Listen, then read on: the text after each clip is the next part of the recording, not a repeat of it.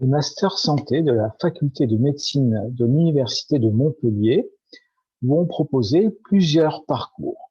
On parlera de parcours pour les différentes propositions.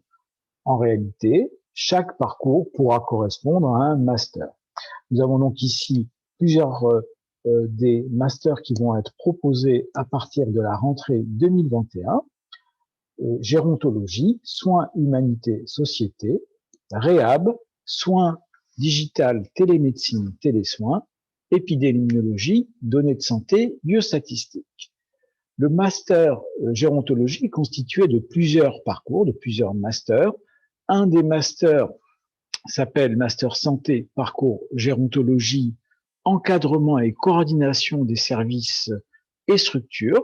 Alors, il a été créé en 2004, il a déjà tourné pendant plusieurs années, il est parfaitement rodé et nécessite un enseignement en présentiel pendant plusieurs semaines. Le master parcours expertise en gérontologie a été créé plus récemment et a aussi été expérimenté largement dans un programme soutenu Trans Innov Longévité qui s'est appuyé sur une stratégie d'ingénierie pédagogique très intéressante avec des ressources numériques, un accompagnement tutoré et qui est proposé en e-learning pour 80%. Donc ces parcours de gérontologie ciblent un public qui sont des publics qui s'intéressent à, bien entendu, dans des établissements sociaux, de soins, médico-sociaux, sanitaires, des structures privées, à la fois sur du conseil, sur la formation, et tout cela dans le domaine de la gérontologie. L'objectif est bien entendu de qualifier des étudiants, des apprenants dont les compétences vont se développer pour qu'ils puissent assurer des postes de cadre avec, bien sûr, des perspectives de professionnaliser de façon de plus en plus complète le secteur de la gérontologie.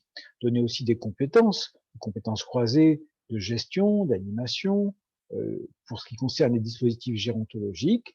Et bien entendu, il faut des connaissances sur le vieillissement, la population âgée, il faut des connaissances sur l'environnement et le cadre institutionnel. Eh bien, tout ça sera produit, proposé dans ces masters de gérontologie.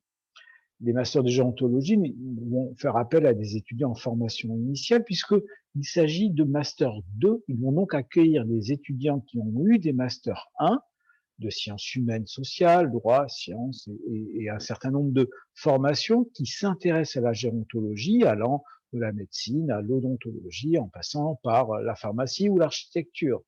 Et ces diplômes, bien sûr, sont possibles aussi pour des bac plus 4 ou équivalents qui ont une reconnaissance pour lequel la possibilité de faire un master 2 est offerte. Et puis, bien entendu, ça c'est la formation initiale, mais la formation continue, c'est-à-dire les personnes qui ont déjà eu dans leur parcours un master, ce sont des personnes qui ont aussi parfois un diplôme et qui finalement, avec leur expérience professionnelle, avec les acquis qu'ils ont eus, ont tout à fait la possibilité de réaliser un master 2. Et puis, le jury peut, sur décision d'une validation des acquis professionnels, pouvoir accueillir ces professionnels et pouvant leur offrir la possibilité d'aller vers un master 2 de gérontologie. Vous avez ici les cadres, des titulaires de différentes formations, de parcours professionnels, les travailleurs sociaux, des ergothérapeutes. Et donc, vous voyez qu'il y a un certain nombre de possibilités pour des professionnels qui ne sont pas issus immédiatement de la formation initiale de l'université et de l'enseignement supérieur. Le master soins humanité société est aussi un master qui a été lancé depuis quelques années à la faculté de médecine Montpellier-Nîmes de l'université de Montpellier. Eh bien, en master 1, c'est surtout pour des étudiants qui sont au sein de la faculté de médecine. Et là, il y a les grandes questions de santé, l'éthique, il y a un mémoire. Donc ça, c'est pour du M1, mais c'est ciblé étudiants en médecine. Et pour ce qui est du M2, eh bien, le master 2, eh bien, il va s'ouvrir là, comme ça a été le cas jusqu'à présent, mais il se poursuivra à partir de 2021 sur un certain nombre d'enseignements autour de la culture de la santé, sur de la recherche, sur des sciences humaines et sociales en santé. Et donc, ce Master 2 est plus orienté sur de la recherche, à la fois dans les sciences humaines, au sein de la société. Donc, vous voyez qu'il y a un certain nombre de propositions d'enseignement, d'unités d'enseignement, les UE, qui vont être proposées. Là encore, l'accès à ce Master 2 passe par une commission d'admission des étudiants qui font acte de candidature et ils peuvent bien sûr avoir réalisé le M1 s'ils sont des étudiants de santé qui ont eu le M1, mais ils peuvent venir d'autres formations et intégrer un M2 avec déjà un Master 1 ou des équivalences par les acquis des activités de l'expérience professionnelle. Alors, les nouveaux parcours, en premier lieu, nous aborderons l'épidémiologie, données de santé et biostatistiques. Alors, ce parcours n'est pas totalement nouveau en réalité parce qu'il existait précédemment dans un autre format. Aujourd'hui, ce parcours et ce master épidémiologie, données de santé a pour objectif de développer une double compétence en sciences de la santé et en biostatistique avec pour champ d'application la santé publique, l'épidémiologie, la recherche clinique et bien entendu donnant une forte expertise en biostatistique et en analyse de données de santé. Alors le public, bien sûr, va concerner les professionnels de santé, la médecine, la pharmacie, l'odontologie, les maïotiques, bien sûr, mais offerte aussi l'accès en Master 1 pour des licences venant de mathématiques, de biologie santé, de façon plus spécifique. Et puis, il sera possible pour les nouvelles filières qu'on qualifie de LASC, c'est-à-dire celles qui vont être issues de la réforme des études de la première année de santé, eh bien, dans les années à venir, au-delà de 2021, donc dès que les licences seront acquises, eh bien, il sera possible de pouvoir accéder à ce master. Et donc, comme vous pouvez le voir, ce master a un master 1 qui va fournir un enseignement sur le domaine de l'épidémiologie et des biostatistiques. Et puis, il y aura un M2 où il y aura des spécialisations, disons, des orientations plus sur des données de santé ou des données du vivant, c'est-à-dire la santé, mais au sens large du terme, et pas que la santé humaine, mais le vivant de façon plus générale. Donc, le master épidémiologie, données de santé et biostatistiques est nouvellement porté en particulier à la faculté de médecine, mais comme vous pouvez le voir, il y a de nombreux partenaires et la faculté de pharmacie, mais également d'autres facultés vont permettre d'acquérir des connaissances grâce à de la mutualisation, c'est-à-dire un travail en commun avec différentes universités ou plutôt différentes composantes de l'Université de Montpellier et différents établissements de santé. Le master qui vient de naître, si on peut dire, c'est le master réhab. Alors lui, il est vraiment nouveau.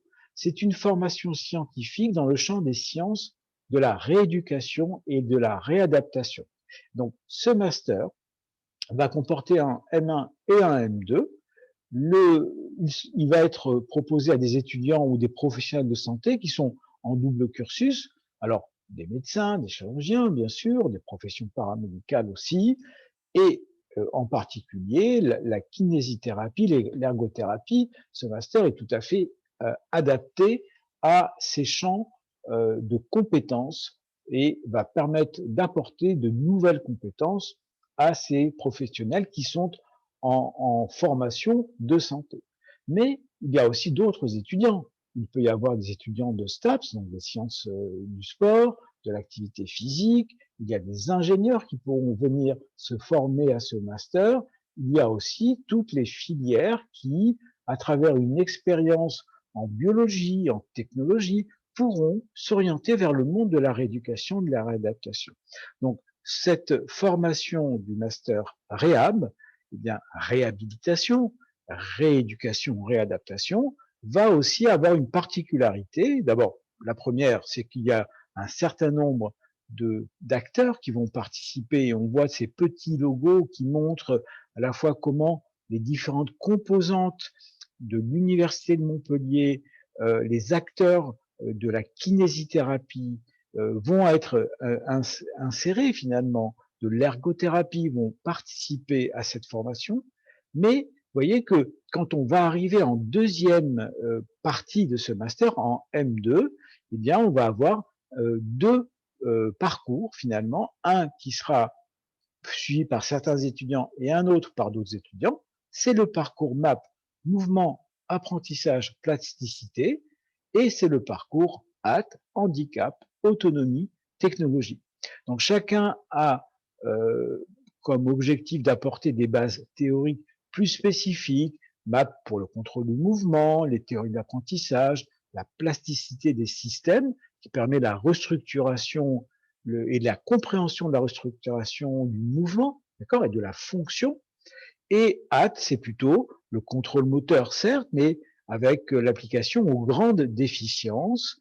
Et là encore, l'apprentissage sera intéressant à comprendre, à maîtriser pour pouvoir aller vers l'abord de ces questions autour du handicap, de l'autonomie, de la dépendance ou de l'éthique en santé. Et donc, pour chacun des parcours en Master 2, il y aura des méthodes, des outils qui seront propres. Et donc, le parcours, ces deux parcours viendront enrichir ce qui aura été acquis par les étudiants en Master 1. Alors, la précision, c'est que ce parcours, ce Master Réhab étant nouveau, en 2001, il va ouvrir progressivement ses portes, c'est-à-dire que le M2 ne sera pas encore ouvert, c'est le M1 pour des étudiants plus spécifiquement, mais dans l'évolution de l'offre de formation de la faculté de médecine, eh bien, cette offre sera complète par la suite. Un autre parcours et un autre master qui est tout à fait nouveau également, c'est le master soins digital, télémédecine, télésoins. Ce master va se composer en un master 1 et un master 2 et commencera comme le précédent progressivement à partir de 2021, d'abord ciblé sur des étudiants plus en médecine, mais après progressivement va s'ouvrir à l'ensemble des acteurs qui s'intéressent au déploiement de la télémédecine et puis du télésoin qui a été défini en France très récemment.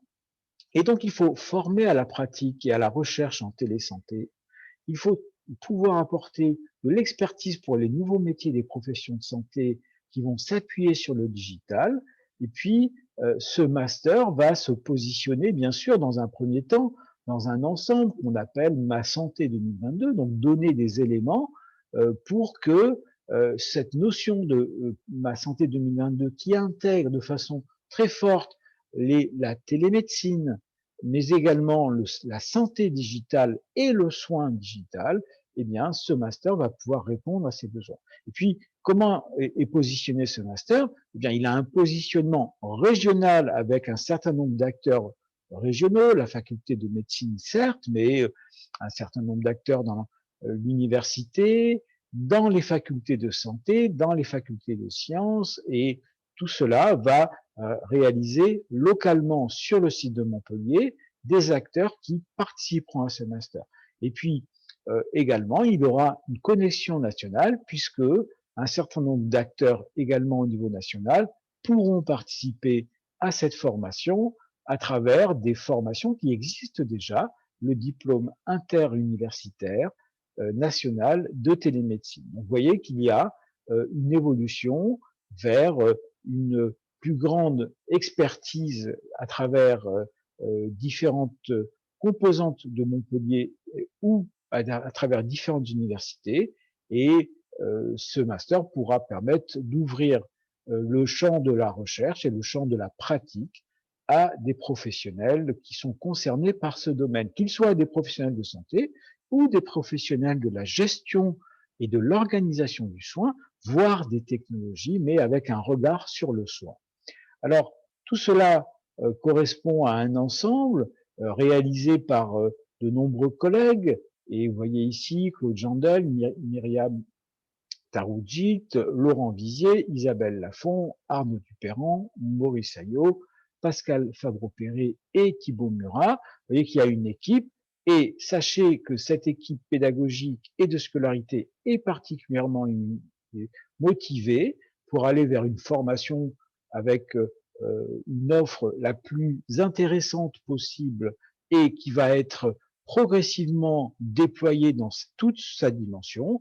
Et il faut remercier également Stéphanie Crespin, Fatima El-Béchari et Anne-Claire Lagarde pour leur contribution à la scolarité et à l'organisation. Et nous espérons que ce sera un grand succès à la fois pour les étudiants qui suivront cette formation et aussi pour la faculté de médecine qui les supporte. Merci.